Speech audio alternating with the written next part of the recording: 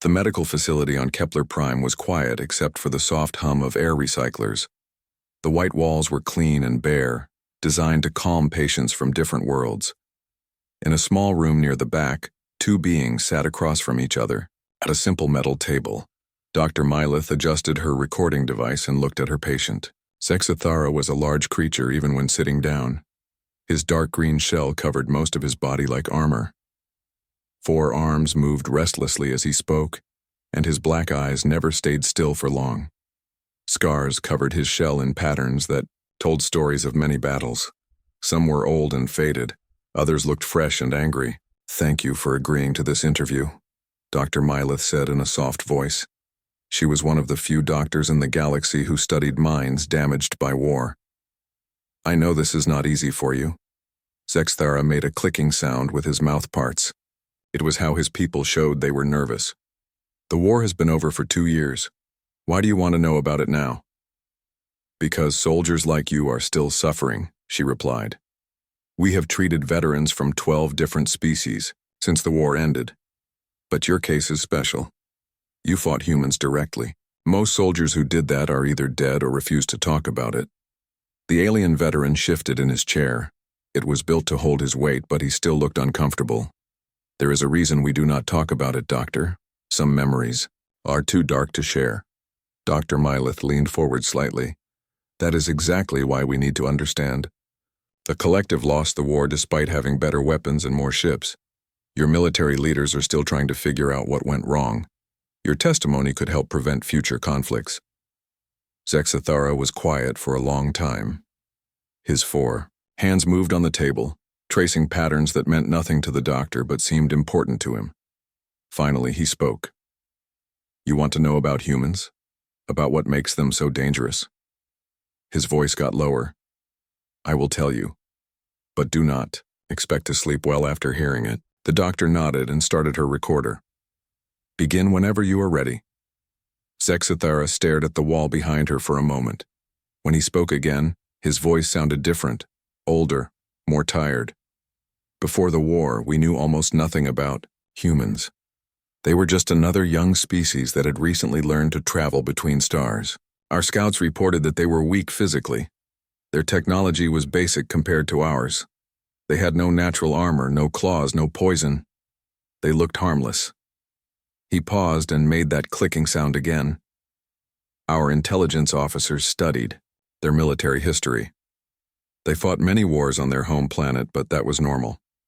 Most species fight among themselves before they reach the stars. What surprised our analysts was how often humans fought each other. They seemed to enjoy conflict." Dr. Mylith made notes on her tablet. "Did this concern your commanders?" "No. It made them confident. A species that could not stop fighting itself would be easy to defeat. Our war planners expected the humans to surrender quickly when faced with superior force. They thought human governments would make deals to save their colonies." Sexthara's eyes grew darker as he continued. "The first mistake was thinking humans were like us. When the collective goes to war, it is a decision made by our ruling council. They weigh costs and benefits. They set objectives. They tell the military what to capture and what to avoid destroying. War is just another form of negotiation." He stopped talking and stared at his hands. Dr. Mylith waited patiently. "Humans do not think about war the way we do," he said finally. "When they fight, something changes in them.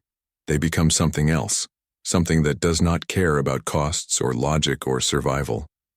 The doctor looked up from her notes. "Can you give me an example?" Sexthara nodded slowly. "My first encounter with human forces was on a colony world called New Dakota. It was supposed to be an easy victory. The planet had only 50,000 human settlers. We brought 2 full battle groups with enough firepower to destroy much larger forces." His voice became mechanical, like he was reading from a military report. New Dakota was a farming world. The humans grew food crops and raised animals. Our intelligence said they had no military bases and only a small security force. The colony administrator was a civilian named Jake Morrison, who had no combat experience. It looked like the perfect target for a quick victory. Dr. Mylith noticed that Sexithara's hands had stopped moving. They were perfectly still now, pressed flat against the table. We attacked at dawn, as planned. Our assault ships hit their communication center first. Then we destroyed their power plant and water treatment facility. Standard tactics to force a quick surrender. We gave them 1 hour to give up. Did they surrender? The doctor asked. Zexithara made a sound that might have been laughter, but there was no humor in it. They did not even respond to our surrender demand. No communication at all. At first we thought we had damaged their equipment too badly, so we landed ground forces to accept their surrender in person. He was quiet again. Dr. Myleth could see his chest moving faster as he breathed. I was part of the first landing party. 60 of our best shock troops in full combat armor. We had energy, shields, and plasma weapons. Each of us could have fought 100 humans with basic weapons and won easily. His voice got very quiet. We landed near their main settlement. It looked abandoned. No people in the streets, no vehicles moving, just empty buildings and silence. My unit commander, War Leader Krex, ordered us to search the buildings one by one. We were looking for the colony's leaders so we could arrange their surrender. Zexithara stopped talking and stared at the wall again. Dr. Myleth waited, but he seemed lost in the memory. What happened next? She asked gently. The first building we entered was a school. Human younglings learned there. It was full of small desks and colorful pictures on the walls. Very peaceful, very innocent, or so we thought. His hands started shaking slightly. War Leader Krex sent me and 2 others to check the upper floor while he searched the lower level with the rest of the unit. The stairs were narrow, built for smaller human bodies. We had to go single file. Dr. Myleth noticed that all 4 of his hands were shaking now. Halfway up the stairs, the human appeared. A female not much larger than a human youngling. She was holding what looked like a child's toy. She smiled at us and said something in their language. It sounded friendly. Zexithara's breathing became rapid and shallow. Then she pressed something on the toy and the building exploded. The room was silent except for the hum of the air recyclers. Dr. Myleth put down her tablet and looked at her patient with concern. The explosion killed my 2 companions instantly. Zexithara continued. I survived because my position on the stairs protected me from the worst of it, but I was trapped under rubble for 3 hours before the rescue team found me. He looked directly at Dr. Myleth for the first time since starting his story. Do you understand what this means, Doctor? A human female, probably someone's mother or teacher, had turned a school into a bomb.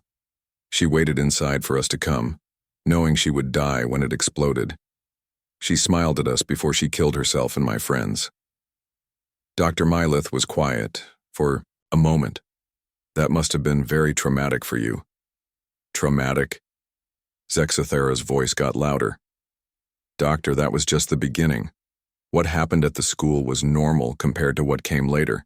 That human female was not a soldier. She was not insane. She was just a regular person who had decided that killing enemies was worth dying for. He leaned back in his chair, looking exhausted. That was when I first understood that we were not fighting an army. We were fighting an entire species that had decided to go to war.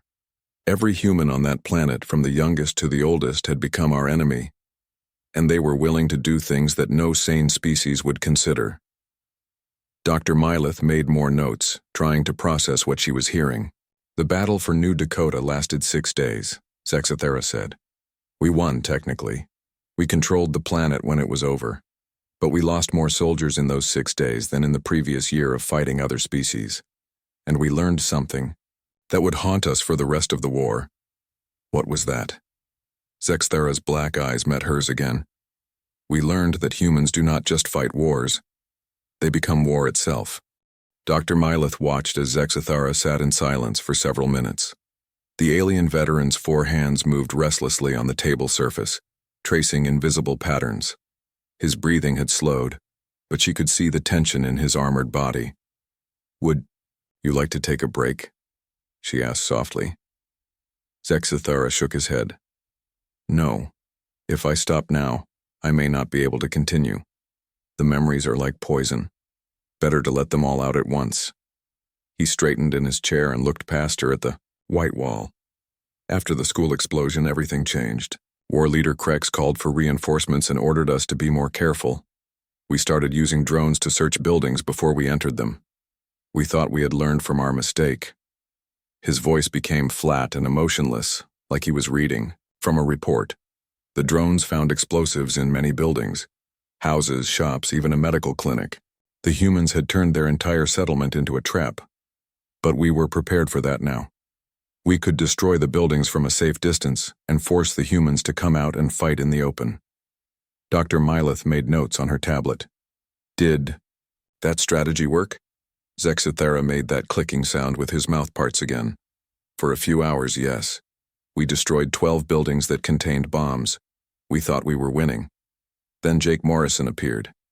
He paused and his eyes focused on something Dr. Myleth could not see. Morrison was the colony administrator. Our intelligence files said he was a farmer who had taken the job because no one else wanted it. He had no military training, no combat experience, just a human who grew food crops and managed supply schedules. The alien veteran's hands stopped, moving. He walked out of a building at the edge of the settlement, alone. No weapons that we could see. He was wearing simple clothes and had his hands raised above his head. It looked like he wanted to surrender. Dr. Myleth looked up from her notes. That sounds reasonable. That is what we thought. War leader Krex ordered us to surround Morrison and take him prisoner. If we had the colony leader, we could force the other humans to surrender, standard tactics that work with every other species. Zexithara's breathing became faster again. 12 of us moved in to capture him. Morrison stood, perfectly still, and waited for us to approach. He was smiling, not the scared smile of someone who was giving up. A calm, confident smile like he knew something we did not. The room was quiet except for the soft hum of the air recyclers. Dr. Myleth waited for him to continue.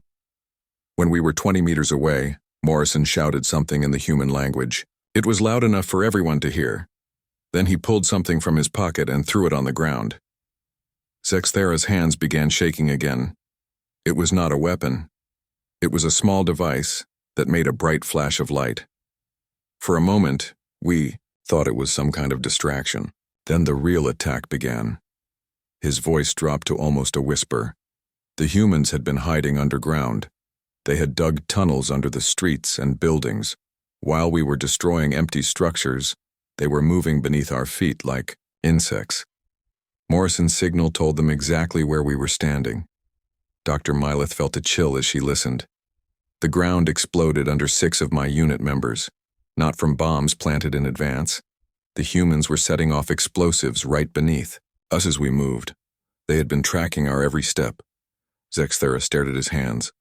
But that was not the worst part. As my comrades were dying in the explosions, Morrison calmly walked toward us. He was still smiling, still had his hands raised. He looked like he was surrendering, but he was actually leading us into a kill zone. The alien veteran's voice became bitter.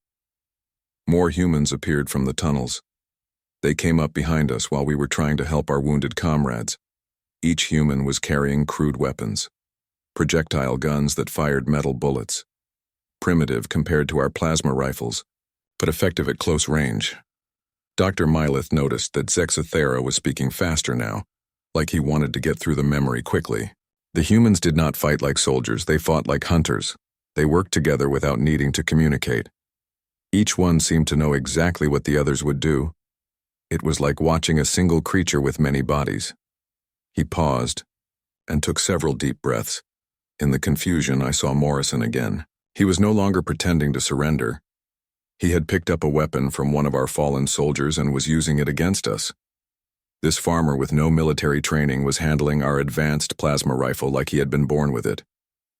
Zexithera's eyes met Dr. Myleth's. That is when I realized that human intelligence reports were worthless. Morrison was not just a farmer. None of the humans were just civilians. They all had military knowledge. They all knew how to fight. They all knew how to kill. The doctor looked confused.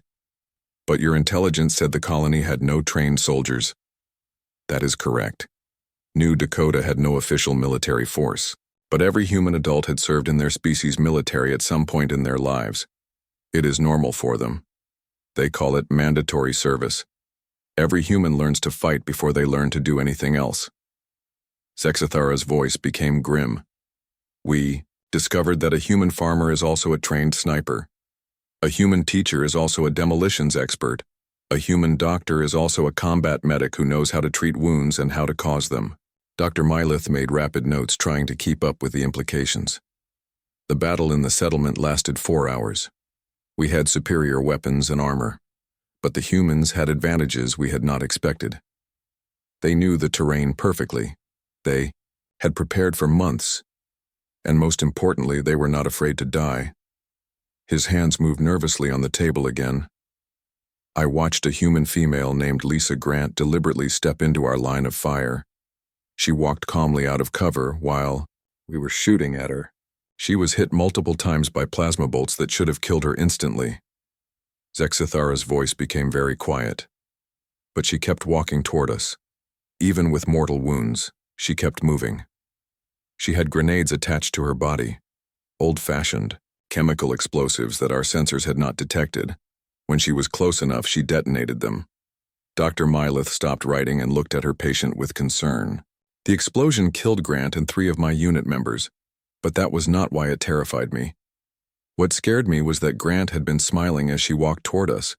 She looked happy, like she was doing something wonderful instead of committing suicide. The alien veteran was quiet for a long moment. After Grant's sacrifice, more humans appeared. They seemed to come from everywhere at once. The tunnels, the damaged buildings, even from underground positions we had already cleared. It was like fighting ghosts that could appear anywhere. His breathing became rapid again. War Leader Krex ordered a full retreat. We had lost half our unit and gained nothing except the knowledge that humans were far more dangerous than anyone had believed. As we withdrew, I could hear them in their tunnels. They were not celebrating their victory.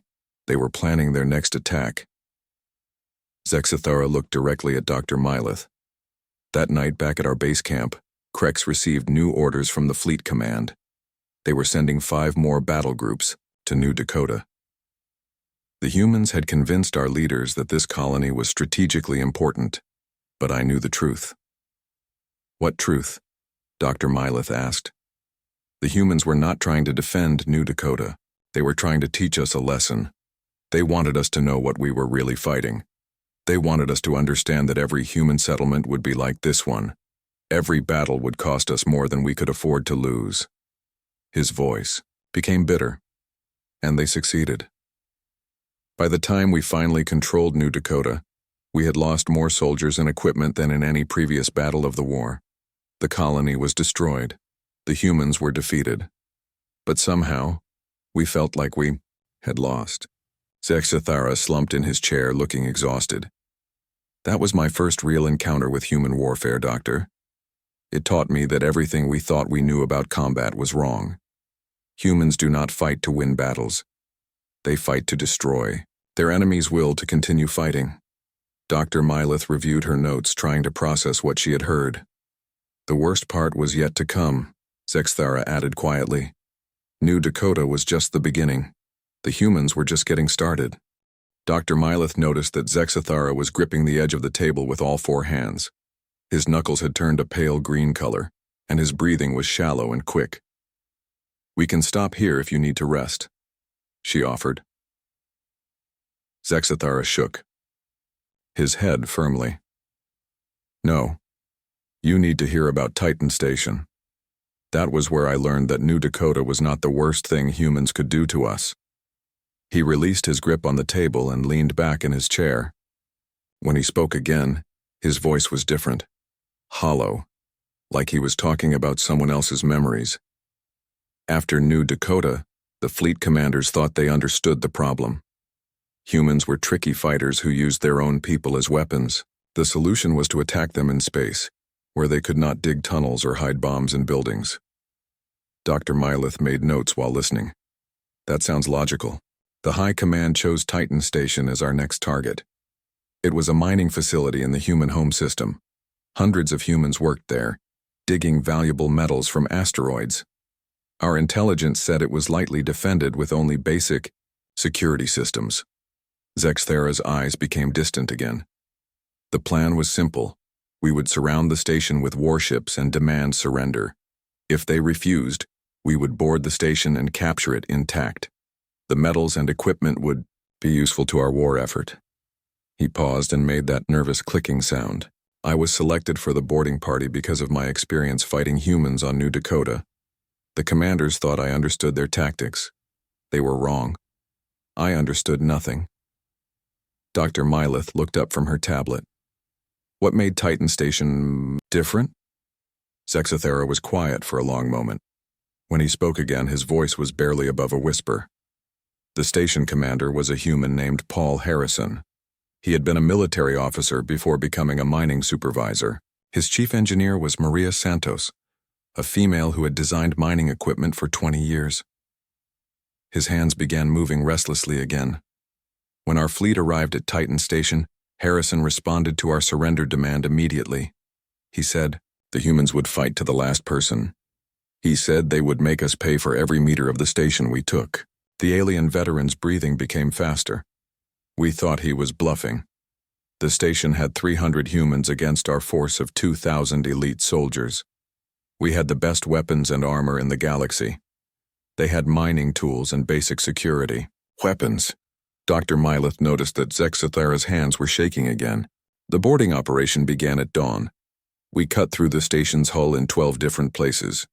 My unit was assigned to secure the command center while other teams captured the reactor and life support systems. He stopped talking and stared at the wall behind her. The first sign that something was wrong came when we entered the station. The corridors were completely dark. Not just the lights turned off, but absolute darkness. Our helmet lights could barely penetrate it. His voice became mechanical again. Then we realized the humans had filled the air with some kind of particles, tiny bits of metal dust that reflected and scattered light. Santos had used the mining equipment to create artificial fog that blinded our sensors and made our weapons less accurate. Dr. Mylith made rapid notes. That's very clever. Clever was not the word I would have used, Zexathera said bitterly. We were stumbling through corridors we could not see, breathing air that tasted like metal while humans who knew every inch of the station moved around us like ghosts. He leaned forward and put his head in his hands. The first trap was in the main corridor leading to the command center. The floor looked solid, but Santos had weakened the support beams beneath it. When my unit walked across, the floor collapsed and dropped us into a lower level. His voice became muffled. 3 of my comrades fell into a room that Santos had filled with toxic gas from the mining operations. They died slowly, clawing at their helmets while the chemicals ate through their breathing apparatus. Dr. Mylith felt sick, but continued, taking notes. The humans had turned their workplace into a weapon. Every piece of equipment was a potential trap. The elevators would suddenly stop between floors and fill with poisonous gas. The artificial gravity would shut off without warning, leaving us floating helplessly while humans in magnetic boots attacked us. Zexathera raised his head and looked at her. But the worst part was the sounds. Harrison was using the station's communication system to broadcast recordings throughout the facility. Sounds of our soldiers dying. Sounds of metal being cut. Sounds of humans laughing. His hands were shaking violently now. The laughter was the hardest part. These humans were facing certain death, but they were enjoying themselves. They had turned their last battle into some kind of game. Dr. Mylith reached across the table and offered him a cup of water. He took it gratefully and drank before continuing. My unit spent 6 hours trying to reach the command center. A journey that should have taken 20 minutes became a nightmare of traps and ambushes. We lost soldiers to electrified doors, poisoned air vents, and corridors that suddenly decompressed. He set down the cup and his voice became very quiet. When we finally reached the command center, we found Harrison waiting for us. He was sitting calmly at his desk reading a book. He looked up when we entered and smiled. Zexathera's breathing became rapid and shallow. Harrison said he had been expecting us. He said Santos had prepared a special welcome for our arrival. Then he pressed a button on his desk. The room was silent except for the hum of the air recyclers. The command center was equipped with industrial mining lasers for cutting through asteroid rock. Santos had reprogrammed them to track movement inside the room. When Harrison pressed that button, the lasers activated. Dr. Myleth stopped writing and stared at her patient. The lasers cut through our armor like it was paper. 5 of my unit members were killed instantly.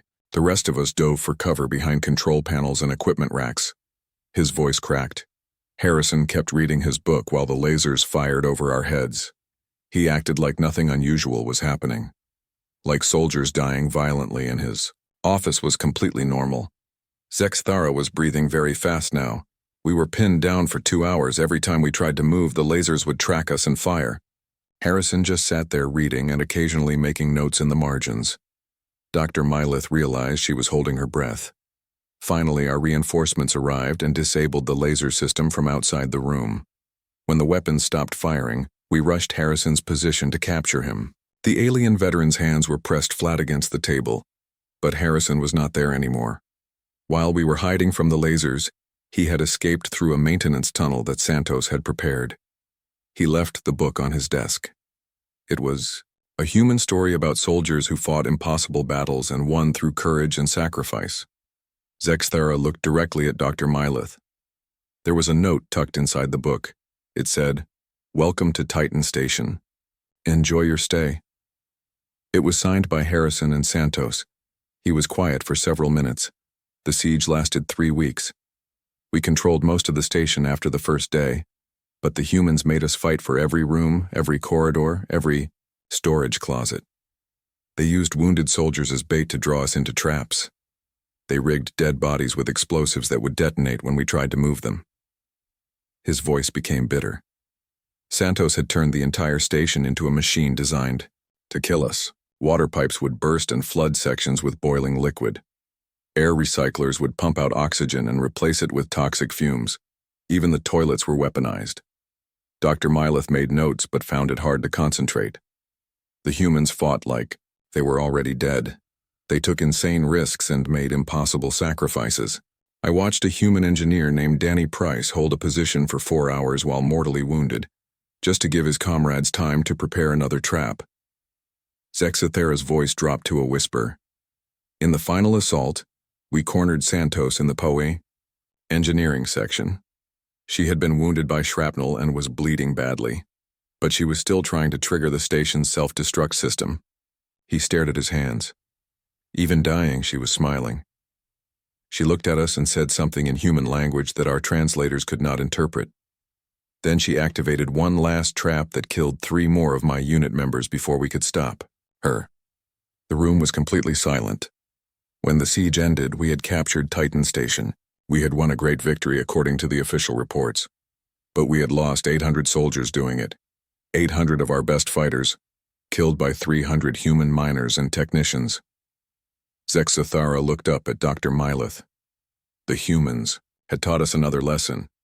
They showed us that any place they lived could become a fortress. Any group of humans could become an army. Any human could become a weapon. He slumped in his chair, and we still had not seen the worst of what they could do. Dr. Myleth watched as Zexthara sat motionless for several minutes. The alien veteran seemed to be gathering strength for what came next. His 4 hands were perfectly still on the table, but she could see the tension in his armored shoulders. The attack on Earth was supposed to end the war, he said finally. His voice was so quiet she had to lean forward to hear him. The High Command decided that humans would surrender if we threatened their homeworld. They thought we could force a quick peace treaty. He looked up at her with those dark, haunted eyes. They were wrong about everything. Dr. Myleth checked her recording device to make sure it was still working. How many ships did the Collective send to Earth? The largest fleet in our history. 500 warships and 2 million soldiers. We brought enough firepower to destroy entire continents. The plan was simple. Land troops in remote areas, establish bases, then threaten human cities until their leaders agreed to negotiate. Zexthara's breathing became shallow again. I was part of the Advanced Reconnaissance Force. 3,000 elite scouts sent to prepare landing sites and gather intelligence. We were supposed to be the best soldiers in the galaxy, veterans who had fought on dozens of worlds. His hands began that restless movement again. The reconnaissance. Ships landed in what our computers said was empty wilderness, forests and grasslands with no major population centers nearby. perfect for establishing a base without immediate human interference. Dr. Mylith made notes while listening. What did you find when you landed? Zexthera was quiet for a long moment. When he spoke, his voice was filled with something that might have been fear. At first, nothing. The forest looked exactly like our orbital scans had shown. Trees, streams, small clearings. No signs of human activity. No buildings, no roads, no technology. Just wilderness. He paused and made that clicking sound. But something felt wrong from the moment we left our transport ships. The forest was too quiet. On every other world there are sounds. Animals, insects, wind through leaves. Earth's forest was silent like a tomb. Dr. Mylith felt a chill as she listened. We set up our base camp in a large clearing and began scouting the surrounding area. Standard procedure. Map the terrain, identify resources, look for potential threats. Everything seemed normal for the first day. His voice became mechanical again. On the second day, we started finding human settlements, small towns and villages hidden in the forest. From orbit, they had been invisible. The humans had built their homes under the tree canopy where our sensors could not detect them. Zexthera's hand stopped moving. The settlements looked abandoned. Houses with doors standing open. Vehicles parked neatly in driveways. Meals still, on tables like the families had just stepped away for a moment. But there were no humans anywhere. He stared at the wall behind her. My unit commander, Strike Leader Vorth, thought the humans had evacuated when they detected our ships approaching. It seemed logical. Civilians would flee rather than fight, trained soldiers. His breathing became faster. We were wrong. The humans were there. They were watching us. They had been watching us since the moment we landed. Dr. Mylith looked up from her notes. How do you know? Because of what happened on the third day. I was part of a patrol checking a human settlement about 5 kilometers from our base. 20 soldiers in full combat armor. We were searching houses for intelligence about human defenses. Zexthera's voice dropped to a whisper. In one house we found a human female, elderly, maybe 60 years old by their standards. She was sitting in a chair in her living room, knitting something with colored yarn. She looked up when we entered and smiled at us.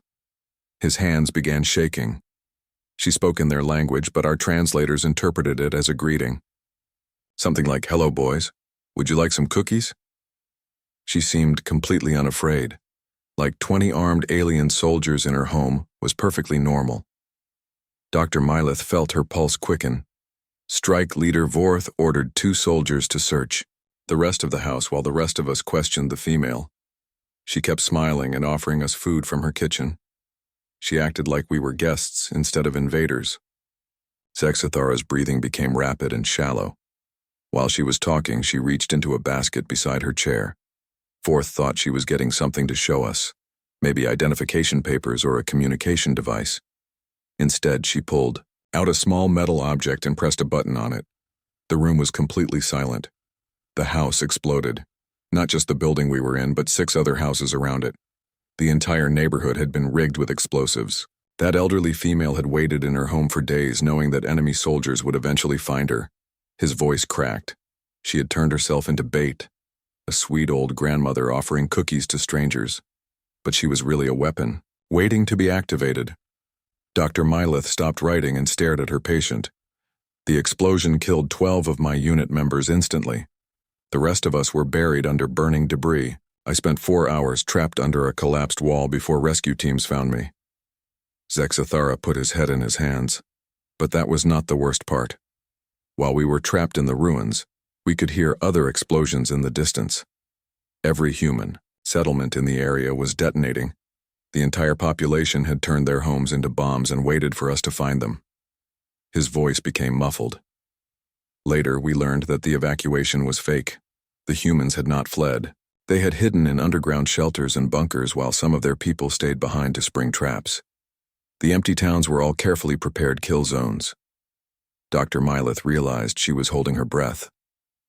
The reconnaissance mission was a disaster. We lost half our forces in the first week, but the High Command refused to believe our reports. They said we were exaggerating. They said humans were just using guerrilla tactics like any desperate species would. Zexthera raised his head and looked at her. So they sent the main invasion force. 2 million soldiers in the largest military operation in collective history. They were going to show the humans what real warfare looked like. His hands were pressed flat against the table. The invasion lasted exactly 4 days. Not 4 weeks or 4 months. 4 days. Then our commanders ordered a complete withdrawal. From the Earth system, Dr. Mylith found her voice. What happened? The humans had turned their entire planet into a weapon. Every human settlement was a fortress. Every human civilian was a soldier. Every piece of their technology had been converted into something deadly. His voice became bitter. We learned that human children as young as 10 were serving as scouts and messengers for the resistance. They would approach our soldiers looking lost or scared, then lead patrols into ambushes. Human elderly were manufacturing explosives in their basements. Human teachers were training civilians in combat tactics. Zexathara's breathing became rapid again. The worst part was that they all looked so normal. A human family having dinner would wave at our patrols as we passed their house. Then, an hour later, that same family would attack us with homemade weapons and improvised explosives. He stared at his hands. We could not tell the difference between combatants and civilians, because there was no difference. Every human on the planet was part of their military, even the ones who appeared helpless or friendly. Dr. Mylith made rapid notes, trying to process the implications. I remember one incident that summarized the entire invasion. My new unit was patrolling a human city when we encountered a group of their younglings, maybe 8 or 10 years old. They were playing in a park, laughing and running around like children do on every world. His voice became very quiet. One of our soldiers, a veteran named Klex, felt sorry for them. He had younglings of his own back home. He approached the human children and offered them food from his emergency rations. Zexthara's hands began shaking violently. The children smiled and thanked him. They ate the food gratefully. Then they asked if he wanted to see their pet. They led him to a small building where they said they kept a domestic animal. He was breathing very fast now. The building was full of explosives, enough to destroy an entire city block. Those human children, babies by our standards, had been trained to lure enemy soldiers to their death. They knew they would die in the explosion, but they did it anyway. Dr. Mylith felt sick. Klex realized what was happening just before the building detonated. He tried to run, but the children had locked the doors from the inside. He died with them when the bombs went off. Zexthara looked directly at her. That was when I understood the truth about humans. They do not just fight wars, they do not just become weapons. They turn their entire civilization into a single organism designed to destroy enemies. Every human, from the youngest to the oldest, becomes part of that organism. His voice dropped to a whisper. And they do it while still being human. Still caring for each other. Still showing kindness to their friends and family. They can be monsters to their enemies and loving parents to their children at the same time. The room was silent for several minutes. 4 days, Zexathara repeated. That is how long it took for the humans to convince our entire invasion force to abandon Earth. Not through superior weapons or tactics, through sheer, absolute commitment to victory at any cost. He slumped in his chair. We left Earth knowing that we could conquer the planet if we were willing to kill every human on it. Dr. Mylith sat in silence for several minutes after Zexathara finished describing the Earth invasion. The alien veteran was staring at the table, his 4 hands completely still for the first time since the interview began. She could see exhaustion in every line of his armored body. That must have been incredibly traumatic, she said softly. How did you cope with returning to the fleet after experiences like that? Zexathara looked up at her with those dark, haunted eyes. We did not cope, Doctor. Most of the soldiers who survived the Earth invasion are either dead by suicide or confined to medical facilities like this one. The few of us who can still function are broken inside. He shifted in his chair and winced, as if the movement caused pain. The fleet commanders tried to pretend that the withdrawal from Earth was a strategic decision. They told the media that we had achieved our objectives and were moving to other targets, but every soldier who was there knew the truth. His voice became bitter. We had been defeated by a species that should have been easy to conquer. Defeated, so completely that our entire military doctrine had to be abandoned. Everything we thought we knew about warfare was proven wrong by 3 days of fighting humans. Dr. Mylith made notes while listening. What happened to you personally after the withdrawal? I spent 6 months in a military hospital. The doctors said I was suffering from combat stress disorder. They gave me medications and therapy sessions. They told me that my experiences were not real, that my memories were distorted by trauma. Zexathara's hands began moving restlessly again. But I knew what I had seen. I knew what humans were capable of. And I knew that the war was already lost, even though it continued for another year. He paused and looked at her directly. You want to understand why the collective ultimately surrendered to humanity, Doctor? It was not because of their technology or their numbers. It was because we realized that defeating them would require us to become like them. Dr. Mylith looked confused. What do you mean? To beat humans at their own game, we would have to think like them, fight like them, be willing to sacrifice everything for victory. We would have to turn our entire civilization into a weapon like they had done. His voice became very quiet. But we could not do that.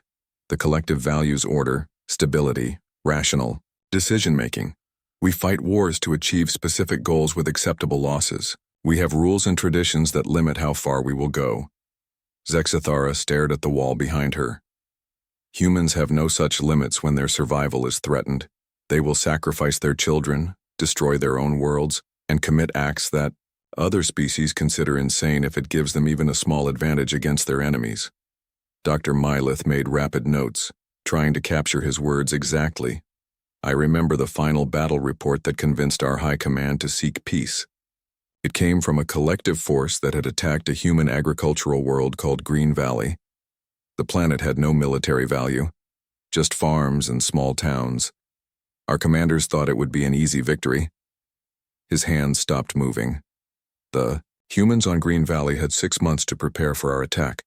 When our forces landed, they found that the entire population had disappeared underground.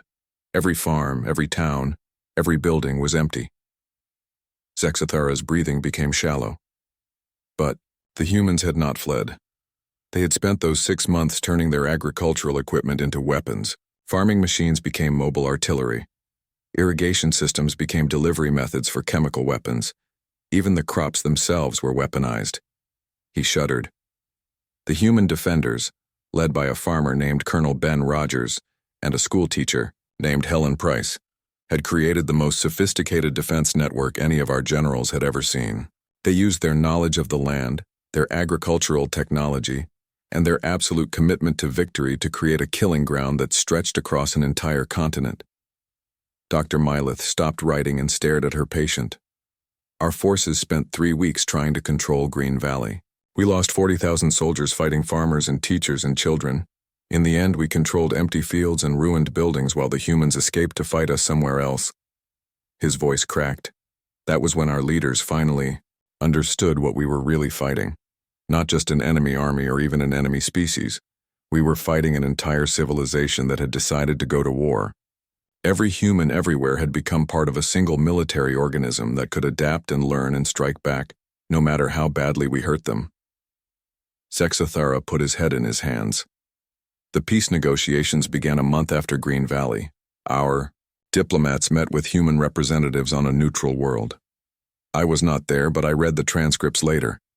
He raised his head and looked at her. The human negotiator was a female named General Kate Murphy. She had been in charge of Earth's defense during our invasion. Our diplomats expected her to be angry or hostile after everything that had happened. His voice became puzzled. Instead, she was polite and professional. She offered our delegation food and comfortable accommodations. She asked about their families and expressed sympathy for our military losses. She acted like a gracious host, welcoming guests to her home. Dr. Mylith felt confused. That sounds very civilized. That was exactly what terrified our negotiators, Zexathara replied.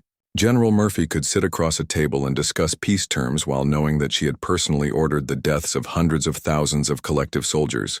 She could be kind and caring and absolutely ruthless at the same time. His hands began shaking again. During the negotiations, Murphy explained why humans fight the way they do. She said that for most of their history, Humans lived on a world where everything was trying to kill them. Diseases, natural disasters, predatory animals, and other humans. They learned to survive by turning everything around them into tools. For survival, Zexthera's voice became thoughtful. She said that when humans are threatened with extinction, they do not just fight back, they evolve. Their entire society adapts to become whatever is necessary for survival. If they need to become weapons, they become weapons. If they need to become monsters, they become monsters. He stared at his hands. But Murphy also said something else that I have never forgotten. She told our diplomats that humans do not enjoy war. They do not want to be weapons or monsters. They would prefer to be farmers and teachers and parents. But when someone threatens their families and their homes, they will become whatever they need to become. Dr. Myleth made notes while processing this information. The peace treaty was signed 3 months later. The collective agreed to withdraw from all human territory and pay compensation for war damages. In return, humans agreed not to expand beyond their current borders for 50 years. Zexthara looked directly at her. Most people think the humans won the war because they were better fighters, but that is not the real reason. They won because they understood something that we did not. What was that? Dr. Myleth asked. War is not about weapons or tactics or technology. War is about will. The side that wants victory more will usually get it regardless of other factors. And humans wanted victory more than we wanted conquest. His voice became very quiet. We were fighting for territory and resources and political advantage. Things that could be gained or lost without destroying our civilization. Humans were fighting for their existence, for their children's future, for the right to continue being human. Zexthara slumped in his chair. You cannot defeat an enemy like that unless you are willing to pay any price for victory. The collective was not willing to pay that price. We valued our own lives and our own civilization too much to destroy ourselves just to conquer humans. He was quiet for several minutes. That is why I agreed to this interview, Doctor. Not to help future military planning or to provide intelligence about human weaknesses. I wanted to make sure that other species understand what they would be facing if they ever threaten humanity. Dr. Myleth looked up from her notes. Humans are not invincible. They can be defeated. But defeating them requires becoming something that most civilized species are not willing to become. You have to be prepared to sacrifice everything you are, just for the chance to destroy them. His voice dropped to a whisper. And even if you win, you will discover that the cost of victory has turned you into the very thing you fought against. You will have become human yourself in the worst possible way. Zexthara stood up slowly, his movements stiff and painful. I hope that other species will learn from our mistake, Doctor. I hope they will choose to live in peace with humanity, rather than test their resolve in war. He walked toward the door, then stopped and looked back at her. Because if they make the same choice we did, they will discover that humans have spent their entire history learning how to survive impossible odds, and they have become very, very good at it. The door closed behind him with a soft click, leaving Dr. Myleth alone with her notes and the disturbing realization that she had just heard the most important testimony of her career. She sat in the quiet room for a long time, thinking about everything Zexthara had told her. Finally, she picked up her tablet and began writing her report, knowing that it would change how the galaxy viewed humanity forever. The war was over, but its lessons would echo through the stars for generations to come.